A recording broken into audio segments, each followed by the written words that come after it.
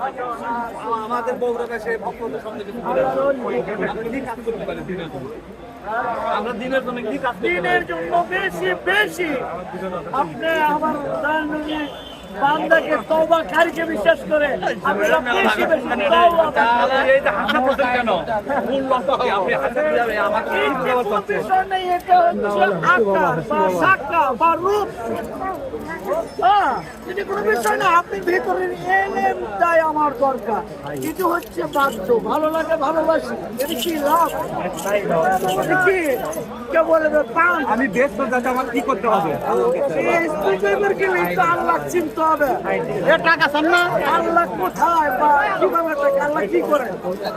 আল্লাহ কিছু একটা কিছু করে। নামাজ পড়লে বেশ তো পাওয়া যাবে না? আল্লাহ বউ নাই, আল্লাহর ফল নাই, আল্লাহর মাল নাই। আল্লাহ কোন স্কুলে লেখাপড়া করে নাই। আল্লাহ কি করে? আল্লাহ অবশ্যই একটা কিছু করে।